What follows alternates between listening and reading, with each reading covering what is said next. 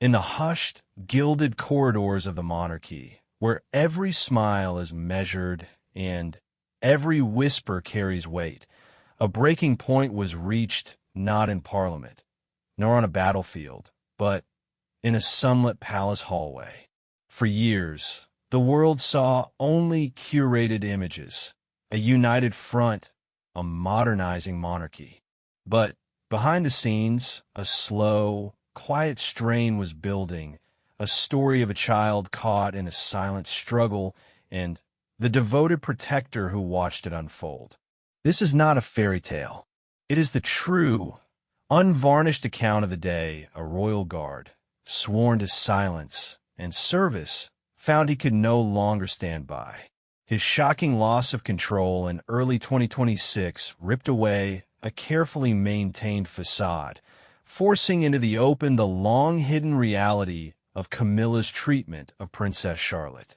What began with a child's quiet confusion ended with a palace in crisis and a family's private dynamics exposed to a stunned global audience.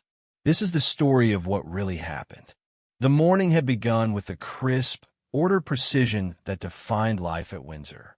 The ancient stones held the chill of night, but sunlight streamed through the long windows, painting diamonds on the polished floor. Sergeant Major Thomas Tom Rigby stood at his post outside the Oak Room, a statue in a scarlet tunic and bearskin. His gaze, fixed on a point in the middle distance, missed nothing. The scuttle of a junior footman, the distant murmur of a radio news bulletin from the kitchens, the particular quality of silence that meant the senior royals were in residence.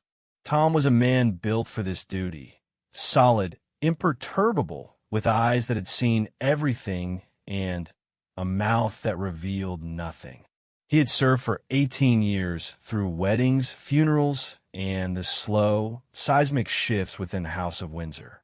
His current assignment, the protection of the Wales children, was the one he guarded most fiercely, not just with his training, but with a quiet, personal dedication he seldom acknowledged, even to himself. Prince George, with his serious sense of duty, reminded him of a young William. Little Louis was a whirlwind of chaos and charm, but it was Charlotte who had carved a unique place in his heart. Now 9, she was a spirited, observant girl with a spine of steel and a laugh that could unexpectedly echo down a corridor. In her, Tom saw the best of her mother's warmth and her father's steadfastness. He had watched her grow from a toddler clutching his polished boot to a young girl who would meet his eye with a respectful, knowing nod as she passed. The first discordant note was subtle. It was the sound of Charlotte's footsteps, usually a light, quick patter, approaching slowly, almost dragging, from the direction of the private apartments. She appeared dressed impeccably in a tartan skirt and navy jumper, her blonde hair neatly braided. But her posture was slumped. As she drew nearer, Tom's trained eyes registered the telltale signs. Her eyes, usually so bright and curious, were downcast, rimmed with a redness she had tried to hide. Her small mouth was set in a tight line of practiced composure. "Good morning, Sergeant Rigby," she said, her voice barely above a whisper. "Good morning, Your Royal Highness," he replied, his tone gentle but neutral, the protocol a shield for the concern that spiked within him. She hesitated, a fleeting look of something like confusion or distress flashing across her face before she managed a tiny, unconvincing smile and moved on towards the breakfast room. Tom's jaw tightened imperceptibly. This was not the first time. Over the past year, since the king's coronation had solidified Camilla's position as queen, Tom had observed a change in Charlotte's interactions with her step-grandmother. The easy, if occasionally awkward, affection of earlier years had cooled into something formal and strained. He had witnessed, from his silent post, countless small moments. Camilla's critical glance over Charlotte's attire, her pointed comments about deportment that seemed excessively sharp for a child, the way she would often interrupt or subtly dismiss the girl in conversation, favoring George or even Lewis. Tom had filed these moments away, professional dispassion warring with a growing private unease. He told himself it was not his place. He was a guard, not a family counselor. The monarchy was an institution of layers and unspoken rules, and navigating relationships within it was a complex private matter. But his protective instinct, honed over decades, was tuned specifically to the children. Their well-being was part of his duty. Later that morning, the tension crystallized into a scene he could not dismiss. In the Crimson drawing room, a gathering was underway for a minor charitable patron. Charlotte, George, and Lewis had been brought in for a brief, photogenic appearance. Camilla, resplendent in a pale blue suit, was holding court. As Charlotte politely answered a question from an elderly donor about her pony, Camilla leaned over and, with a smile that didn't reach her eyes, adjusted Charlotte's hair clip, her fingers less gentle than they appeared. "Keep your voice up, dear," she said, just loud enough for those immediately around to hear. "And do remember to sit still. Fidgeting is for little boys." Her tone was syrup sweet, but the sting in it was unmistakable. Charlotte's cheeks flushed pink, and her previously animated expression shut down completely, retreating behind a mask of blank politeness. She didn't fidget again. She barely moved. She looked, Tom thought, with a cold feeling in his gut, like a soldier under fire. From his position by the door, Tom saw Catherine, the Princess of Wales, watching from across the room. A flicker of something, pain, frustration, crossed her face before it, too, was smoothed into serene attentiveness.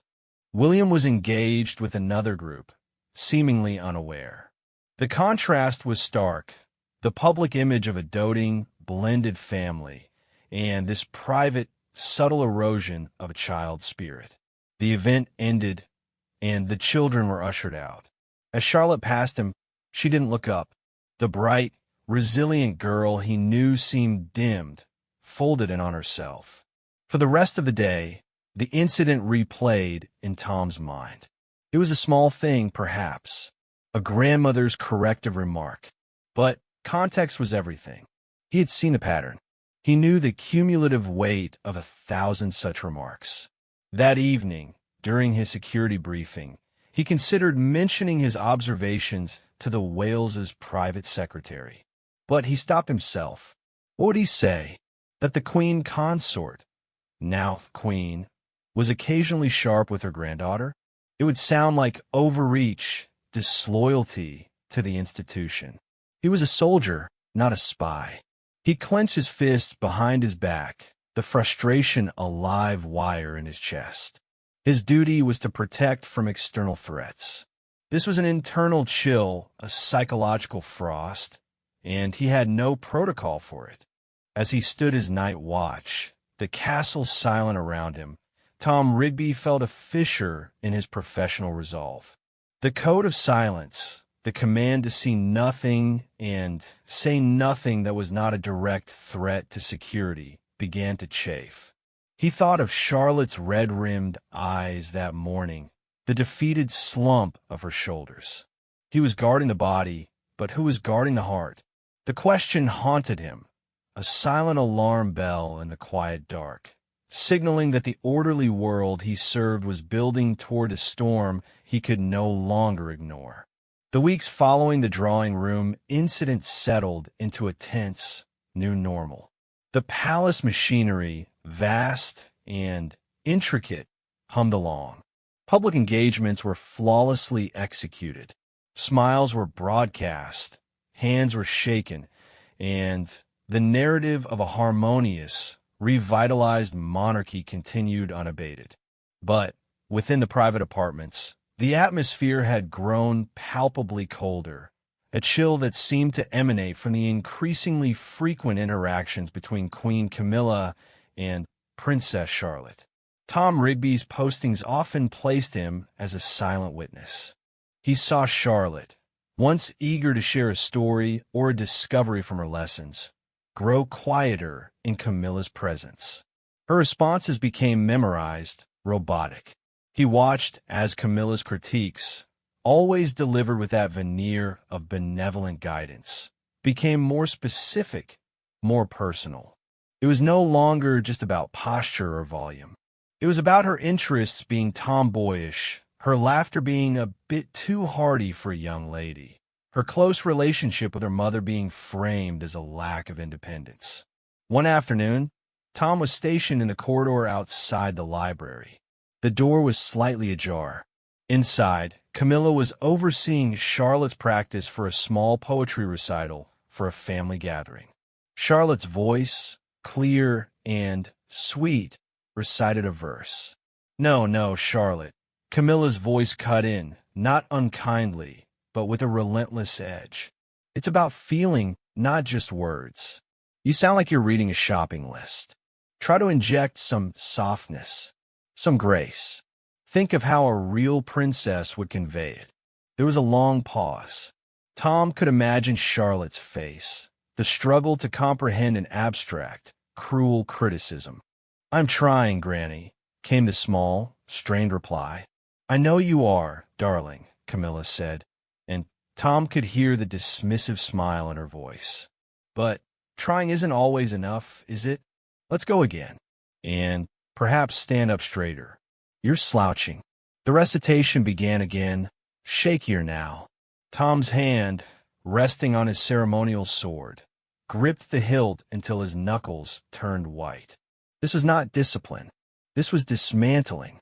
He thought of his own daughter, now a teenager, and what such constant polished negativity would have done to her spark. The urge to step inside, to simply stand there as a silent, solid presence for the child, was almost overwhelming. But his boots remained rooted to the spot. The sanctity of the royal private space was a wall he could not breach. The strain was showing on Catherine, too. Tom observed the Princess of Wales with a professional's eye. He saw the tightness around her smile when Camilla made a comment about Charlotte's robust appearance compared to more delicate royal children of the past.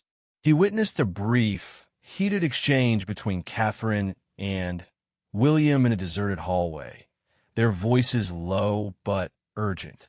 "She's crushing her, William." Catherine's voice was tight with emotion. "It's every single time. I have to sit and listen to it. I've spoken to my father about it," William replied, his voice weary. "He says she doesn't mean it that way, that she's from a different generation, that she's trying to help." "Help? Is that what you call it?" Catherine shot back before lowering her voice again. The argument ended with William rubbing his temples, a picture of a man trapped between his wife, his father, and the formidable presence of the Queen. Tom realized then that the parents were fighting this battle, but they were fighting it within the confines of the system, a system that protected the monarch and his consort above all. Camilla's position, hard-won and now constitutionally cemented, gave her an unassailable authority within the household. To openly challenge her was to risk a schism, a public scandal. The price of peace, it seemed, was Charlotte quiet endurance. The breaking point for Tom came on a day that should have been joyful. It was the eve of Charlotte's 10th birthday. A small, private family tea was arranged in the sunlit conservatory. Tom was on duty at the entrance. The room was filled with flowers and the sound of Louis's excited chatter. Charlotte, for the first time in weeks, looked genuinely happy, her face lit with anticipation as she showed her mother the design for her birthday cake. Camilla arrived, elegant as ever. She presented Charlotte with a beautifully wrapped gift. Charlotte opened it with careful politeness. It was an expensive, antique porcelain doll, exquisitely detailed, the kind displayed in a glass case. "Oh," Charlotte said, her voice carefully neutral. "Thank you, Granny. She's very beautiful." "I thought it was time you had something truly refined for your collection," Camilla said, placing a hand on Charlotte's shoulder. "To inspire you. Far better than those messy horse models, don't you think? A young lady should appreciate delicate things." The light in Charlotte's eyes extinguished. She looked at the doll, then at the pile of other gifts, a new riding hat from her parents, a football from George, art supplies from Louis. The doll was a critique in porcelain, a rejection of everything she genuinely loved. Her lower lip trembled for a fraction of a second before she controlled it. "Yes, Granny," she whispered. Catherine's face was a mask of frozen anger. William looked pained. In that moment, Tom saw not just a mean-spirited gift, but a symbolic act, an attempt to remake a vibrant, sporty child into a fragile ornament. It was the culmination of all the subtle barbs, the constant corrections. It was an attack on the child's very identity. As the tea continued, the festive mood was irreparably broken. Charlotte sat quietly, the unopened gifts from her parents beside her, the porcelain doll placed prominently in front of her by Camilla. The message was clear. Tom felt a roaring in his ears, a pressure building behind his eyes. His oath was to protect the royal family. But what did that mean when a member of that family was systematically, cleverly undermining the spirit of child? Where did his duty lie? To the institution or to the innocent within it? The conflict, which had been simmering for months, was now at a rolling boil. He was a vessel filled to the brim, and the next drop would make him overflow. The morning of Charlotte's 10th birthday dawned bright and clear, but a heavy silence hung over the Wales's private quarters. The planned birthday outing, a trip to a pony club event that Charlotte had been talking about for weeks, had been subtly reshaped. King Charles, wishing to include Camilla and acknowledging her interest in equestrianism, had decided it would be a lovely family event. What was meant to be a simple, child-centered celebration was now a formal royal engagement, with photographers and a planned walkabout. Tom Rigby, assigned to close protection for the day, felt a deep sense of foreboding as he checked over the security plan. He saw Charlotte being dressed not in comfortable riding gear, but in a fussy, formal coat and dress. Her face was solemn, the excitement of the previous day completely gone, replaced by the resigned calm of a soldier going into a battle they did not choose. The event itself was a study in contrasts. The crisp air was filled with the happy shouts of other children and the gentle snorts of ponies. Charlotte, an accomplished young rider, should have been in her element, but she was trapped in a cordon of formality. Camilla, at the center of the royal group, was in her element, graceful, smiling, warmly receiving bouquets from well-wishers. Every time Charlotte moved toward the pony or started to relax, Camilla's voice would cut through the noise with a gentle, carrying directive. "Charlotte, mind your coat. Darling, you'll get it dirty. Not so fast. Dear, remember your posture. Let the little children go first. It's polite." Each comment was a tiny leash, pulling Charlotte back from joy. Tom, shadowing the group, watched the girl's shoulders hunch further with each intervention. He saw Catherine's hand, clenched white at her side. He saw William's jaw working, his attempts to lighten the mood. "She's fine. Let her be," swatted away by Camilla's cheerful, "We must set an example, William." The critical moment came during the planned walkabout. Charlotte, trying to engage, was chatting shyly to a girl her own age who had brought a picture she'd drawn of Charlotte on her pony. For a fleeting second, the real Charlotte emerged, a wide, genuine smile, a spark in her eyes. She took the drawing with both hands, examining it with delight. It's wonderful. You got my pony's blaze just right. Camilla, a few feet away, turned. Her smile remained, but her eyes cooled.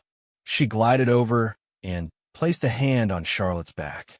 Lovely, she said to the young girl, before leaning down to Charlotte. Her whisper, meant to be private, was just audible to Tom's trained ear, and, he realized with horror, to the nearby microphone of an ITV news crew. A simple thank you is sufficient, Charlotte. One doesn't need to gush. It's rather common. The words hung in the air. Charlotte's face crumpled. The shining moment of connection was shattered, replaced by public humiliation. The smile died, replaced by a look of such profound hurt and confusion that it struck Tom like a physical blow. The little girl, with the drawing, looked bewildered. Catherine physically flinched. William closed his eyes for a second, and something in Tom Rigby snapped. The years of silent witnessing, the bottled-up fury at the psychological warfare waged against a child, the feeling of utter professional helplessness, it all coalesced into a white-hot surge of action. Protocol, discipline, his entire career evaporated. He took 2 long strides forward, placing his large, scarlet-clad frame not as a barrier against an external threat, but directly between Charlotte and Camilla. He did not shout. His voice, when it came, was low, gravelly, and vibrated with a fury that made the air seem to tremble. It was a voice no royal, no courtier had ever heard from a guardsman. That is enough. The silence that fell was absolute. The small crowd froze. The security team's radios crackled uselessly. Camilla took a half-step back, her eyes widening in stunned disbelief. The king turned, his expression one of pure incomprehension. William and Catherine stared, paralyzed. Tom looked down at Charlotte, whose tears were now spilling over, and his voice, still fierce, softened just for her. You were perfect, ma'am. Your kindness was perfect. Then he turned his gaze back to Camilla. All the polished phrases left him. What came out was raw, human, and utterly damning. Day after day, the comments, the criticism. She's a child, a brilliant, kind, brave child, and you have done nothing but try to dim her light since the day you got that crown. For God's sake, leave her alone. The world stopped. A royal guard had not just broken protocol. He had torn up the centuries-old script of silent service. He had given voice to the unspeakable. He had publicly accused the Queen of cruelty. In the age of smartphones, a dozen lenses were already capturing the Queen's shocked, pale face, the King's fury, Charlotte's tears, and the monumental, historic breach occurring in front of them. Tom, his eruption spent, stood rigid. He knew what he had just done. He had ended his career, possibly invited legal action. But, as he looked to Charlotte, who was staring up at him with an expression not of fear, but of dawning, awestruck relief, he felt a peace he hadn't known in years. The internal alarm bell had finally been answered. The silent guard had spoken. The fallout was instantaneous and volcanic. For a long, suspended moment after Tom's words faded, there was only the sound of the wind and the distant whinny of a pony. Then the world exploded into motion. Senior protection officers materialized as if from the ground, their professional mass shattered by panic. 2 of them swiftly, firmly escorted a rigid Tom Rigby away from the royal party, not towards the security vehicles, but to a separate, unmarked car. His career in the Royal Guard was over the second he opened his mouth. Now he was a potential security incident, a loose variable to be contained. The royal family was shepherded with rushed urgency into their waiting Range Rovers. Camilla's face was a sheet of marble, her composure a brittle shell over sheer rage and shock. King Charles's expression was thunderous, a mix of personal insult and profound institutional fury. William and Catherine said nothing, their faces unreadable, but Catherine held Charlotte tightly against her, a hand over her daughter's ear, shielding her from the rising babble of the crowd and the shouted questions from journalists who were now breaking through the cordon. The car door slammed shut on the chaos, but it was already too late. This sunlit showdown, as it would be dubbed within hours, was already escaping the confines of the Berkshire countryside. Spectators' phones had captured it. The guard's advance, his tense posture, the clear audio of "that is enough," and the devastating follow-up. Clips, some shaky, some crystal clear, were uploaded before the motorcade had even reached the main road. The palace's formidable communications machinery, used to controlling narratives with glacial precision, was now racing a wildfire. Back at Windsor, a state of emergency was declared within the household. The Lord Chamberlain, the King's private secretary, and the head of royal protection were locked in a frantic meeting. Their primary concern was damage control, but the damage was already galactic. This wasn't a leaked email or a tabloid rumor. It was a visceral, undeniable event witnessed by dozens and recorded for millions. The image of a loyal guard breaking his sacred oath to condemn the Queen was seismic. Tom was taken not to a police station, but to a secure holding room within the palace's security annex. He was not arrested, but he was detained. His uniform was taken. He sat in a plain room, offered tea he did not drink, facing two grim-faced men from the Royal and VIP Executive Committee, Ravec. Their questions were terse. What was his intention? Was he part of a plot? Was he mentally unwell? Tom answered with exhausted calm. He had no intention beyond protecting the princess from emotional harm. There was no plot. He was of sound mind. He simply could not, in good conscience, remain silent any longer. You understand you have violated the most fundamental tenets of your service? You have publicly insulted the Queen Consort, one of the investigators stated. Queen, Tom corrected quietly, looking him in the eye. And yes, I understand. But someone had to say it. For the child. Meanwhile, in the private apartments, a different kind of storm was raging. Charles was reportedly incandescent, viewing the incident as a personal betrayal and a direct attack on the monarchy's stability.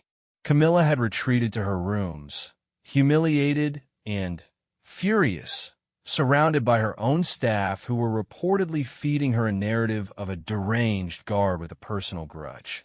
But in the Wales's quarters, the atmosphere was charged with a different energy.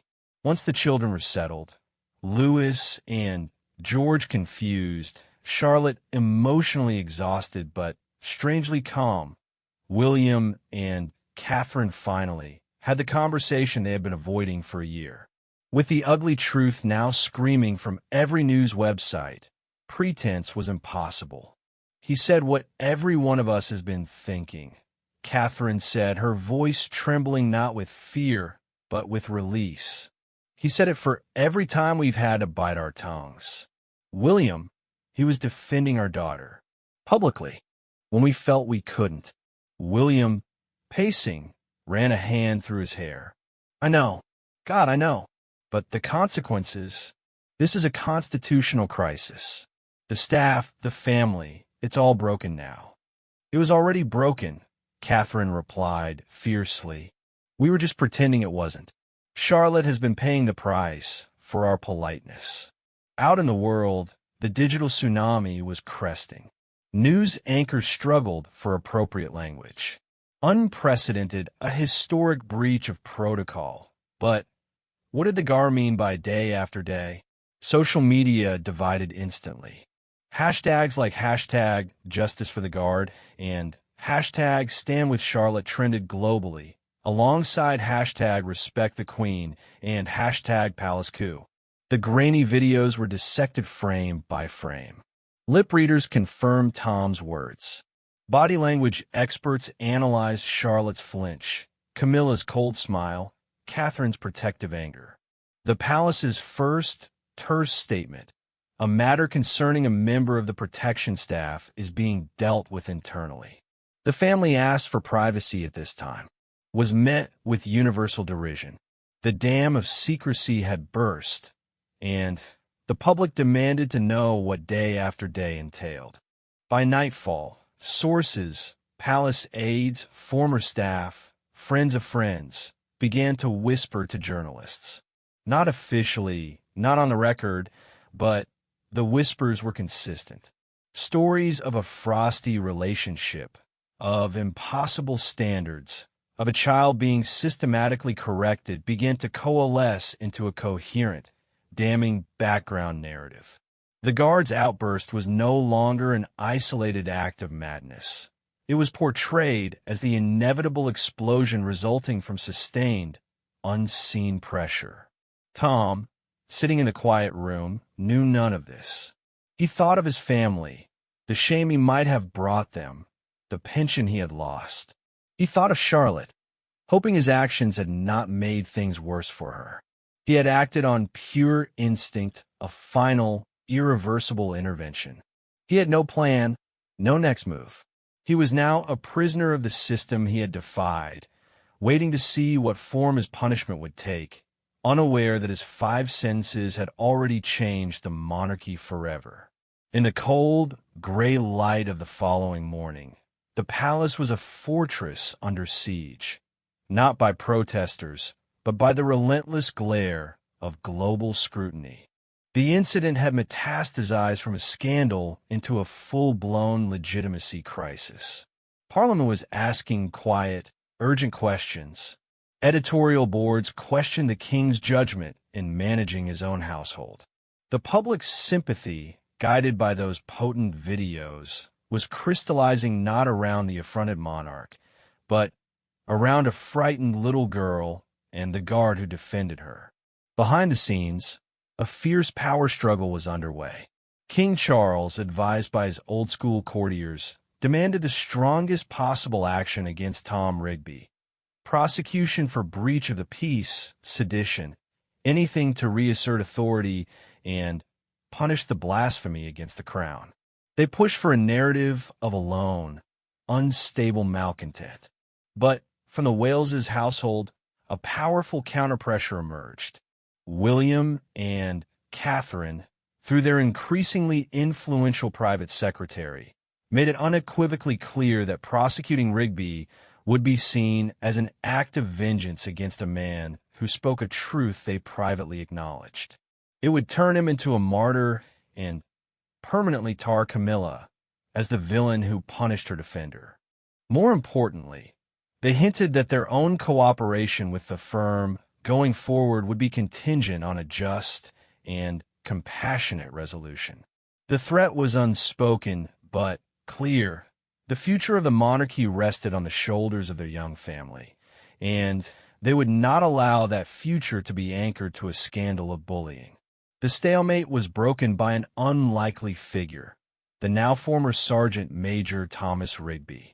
After a night in detention, he was presented with a stark offer: sign a comprehensive non-disclosure agreement, renounce his statements, accept a dishonorable discharge and the loss of his pension, and in return, all criminal charges would be dropped. He would walk away, silent and disgraced. Tom listened to the king's senior advisor lay out the terms in the sterile room. Then he did something that shocked them all. He refused. "I will not lie," he said, his voice calm but firm. "I said what I said. I meant it. You can take my job and my pension, but I will not put my name to a document that calls me a liar to protect." He trailed off, not needing to finish. "If you wish to prosecute me for telling the truth in defense of a child, then we will have that trial.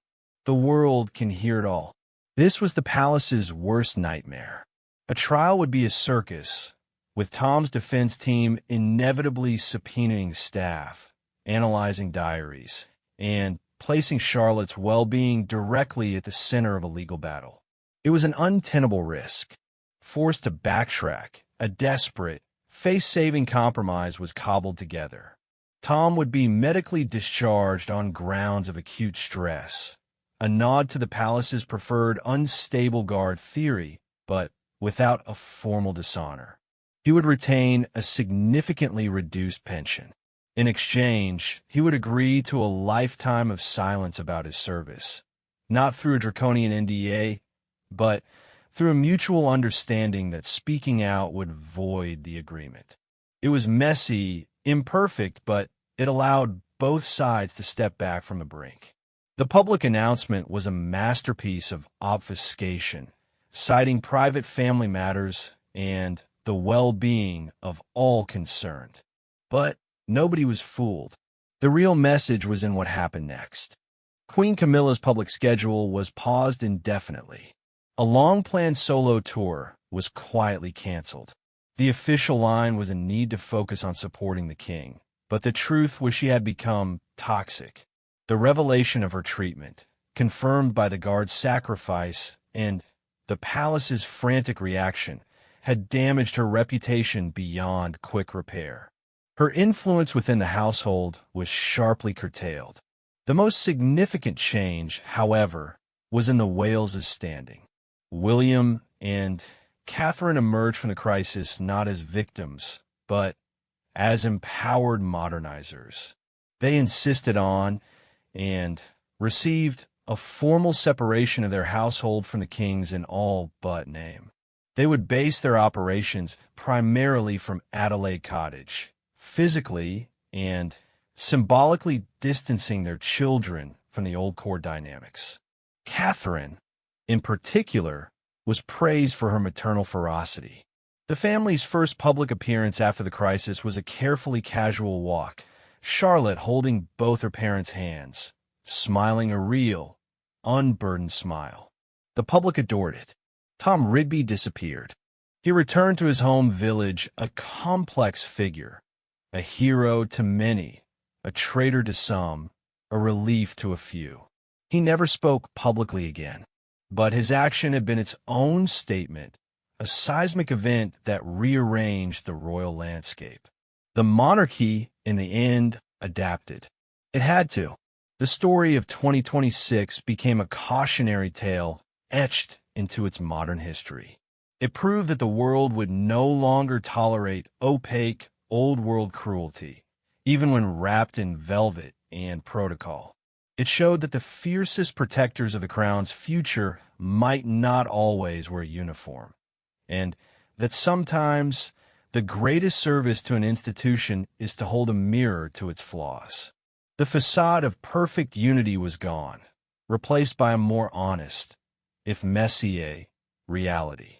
And in a quiet house far from London, a former guard watched the news, saw Charlotte's genuine smile on a screen, and finally allowed himself to believe that his uncontrollable moment of humanity had, against all odds, done some good. The silence he kept now was his own choice, and within it he found a peace that dutiful service had never granted him.